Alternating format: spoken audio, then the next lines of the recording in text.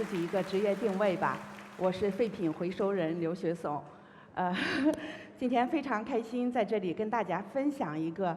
有关饮料瓶回收再利用的可持续生活方式的故事。首先呢，跟大家简单的介绍一下我的职业经历。我曾经在日本的生活方式时尚行业做了15年。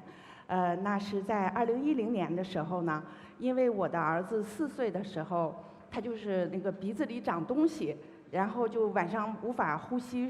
睡不着觉，所以就只能做手术。当他到医院去做手术的时候，我发现很多的孩子在排队做手术，我就问医生为什么这么小的孩子他们会有这么多的鼻腔和呼吸道的问题？医生说是因为雾霾，因为空气污染的问题，因为食品安全的问题，所以现在的孩子鼻腔和这个呼吸道的问题特别多。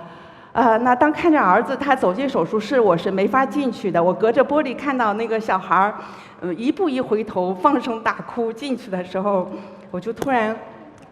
感慨，就是说这个孩子他最终有一天一定是会独自去面对这个世界的。我可能给他留下再多的财富和房产，我都不能保证他一生平安。那我就做点对环境有益的事情吧，让我心安。也给更多的孩子带来更好的一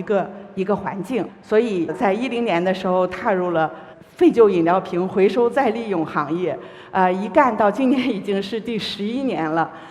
我跑遍了北京和北京周边100多个垃圾场，见证了太多的这个肮脏的垃圾场和垃圾的故事。我曾经在日本和北京做了一个较大规模的问卷调查，就是有关我们的幸福指数和环境的关系的这样一个调查，我特别也想跟现场的观众朋友们一起来做一下这个调查。第一个问题，你幸福吗？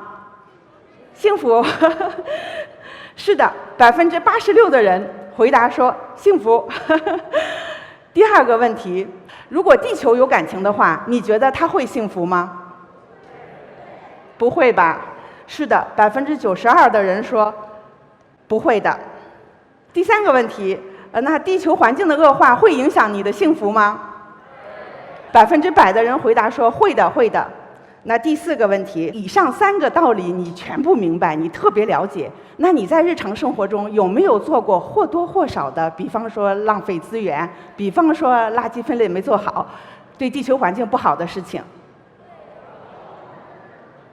是的，有85%的人说会的，会的。我们就是这样的一群地球人，道理我们全懂，我们特别明白，但是我们就是很难改，我们很难做。接下来呢，我给大家分享一个，因为我在日本生活了将近10年的时间，给大家分享一个日本的故事。在日本有一个军舰岛，在50年代初的时候呢，发现了大量优质的煤矿，就是当时呢，日本全国各地的人都蜂拥而至去靠煤矿为生。它曾经是地球上人均收入最高的一个岛屿，就是这个当时去的人在岛上也建了很多的高楼大厦。可是到70年代末呢，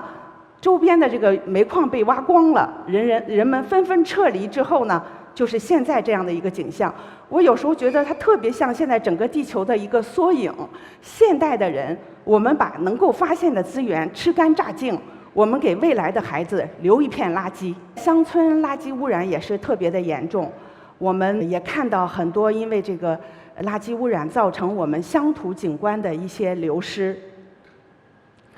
那我相信这个有关塑料垃圾污染的这些数据，大家看到很多。比方说，我们1年产生5000亿个塑料袋儿，但是它的平均寿命才15分钟，也就是地球上上千年、上亿年形成的石油资源，在我们人类手里15分钟就给它解决掉它的生命。包括现在海洋动物，每年有上百万只海洋动物因为人的塑料垃圾而丧失生命。包括我们又要承担塑料微粒的这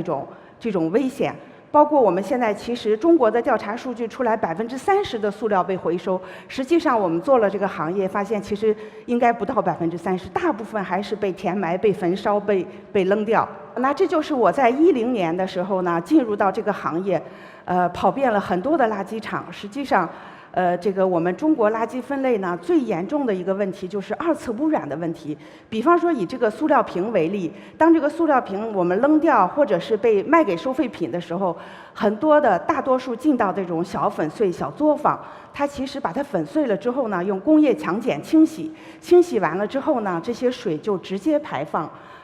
它其实严重的影响了地下水源，尤其是我们的饮用水源，还有土壤。所以在资源我们虽然是利用了一部分，但是它造成的二次污染让我们得不偿失。当然，随着现在环保督查的加强，这种现象现在越来越看不到了。但是这个过程确实是我们经历了一个很漫长的过程。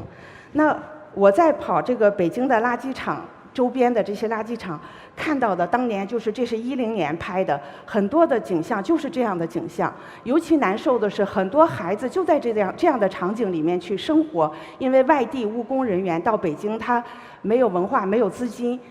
没有技术，所以他就靠这个为生。那这些孩子在这些垃圾场里呢，就是拿那个刮刀去刮这个饮料瓶，刮4万个瓶子，也就是1吨的瓶子，可以拿到370块钱的这个费用。所以就是我看得特别难受，因为自身是为了孩子加入到这个行业，我们就想能够做点什么吧，就带着这些孩子呢，每年去做一次体检。但是说实话，这个行业太难了，没有文化，没有技术，整个我们就卖的又是原料，把饮料瓶回收回来卖原料，几乎没有什么毛利，企业也没有钱，带着这些孩子做了3、4年的体检，到后来我们没法做了，因为只能是一个公益，不可持续。所以我就想，怎么能够去解决这个行业的问题，让这个行业有一点附加价值，有一点毛利，可以让这些孩子的父母有一个体面的生活，可以让跟着我的天天是收废品的大爷大妈，能不能让年轻人参与到这个垃圾分类、资源回收再利用行业，是我天天在想的事情，怎么能够去做到这样？回想我自己呢，在19年3月份的时候，我就想，这个从18年开始筹备，怎么能够把这样一个脏乱差的、没有尊严的、这个没有幸福指数的这样的一个行业，用时尚的、用品牌的方式来做。虽然我离开时尚行业已经很久了，但是可能这就是我的宿命吧，因为没有时尚的行业愿意去做10年的废品回收。那废品回收行业的人是没有机会进到时尚行业的。所以怎么能够把这两者结合起来？一个是用可持续盈利的模式，用品牌、用时尚的毛利来吸引更多的人才，年轻的、有创意、有才华的人群加入到这个行业。同时呢，给这些孩子们的父母一份体面的工作，给这些孩子一个更好的成长环境。我们是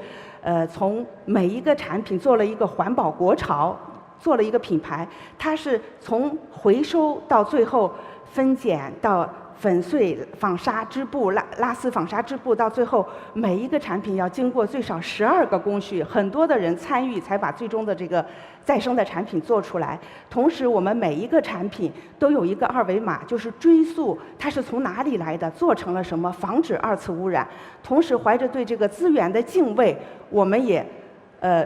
完全按照国际的安全回收标准和质量标准来打造这些产品。同时呢，我们也团结上下游，包括这个回收的队伍呢，能够打造一个生态圈。马上要在北京成立一个民非这样的一个组织，来从不同的角度改善这个行业。那从我进入这个行业到现在，我和我的团队们呢，我们已经用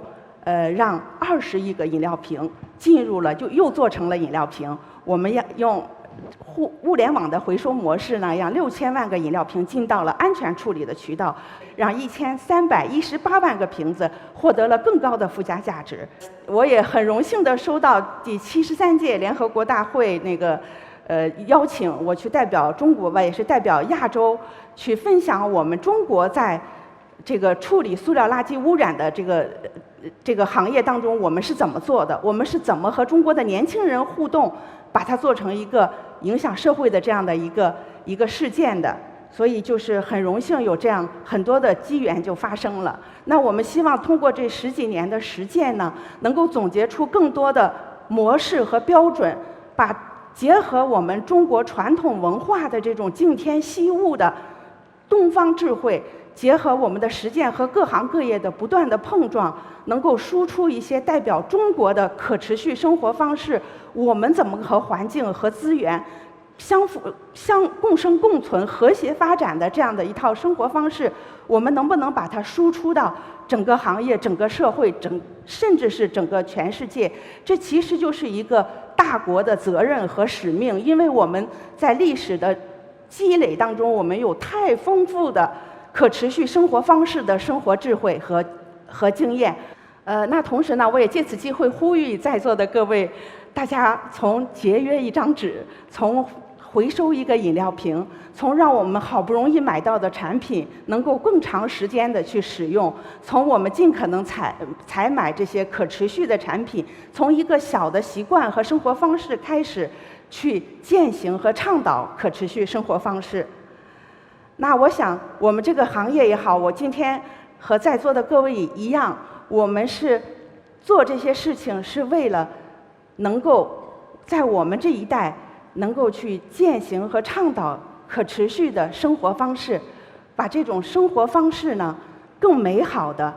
更可持续的传递给我们的下一代，让我们的下一代因为我们这一代的努力，可以跟环境、跟地球更和谐的生存，过上更美好的一个生活。谢谢大家。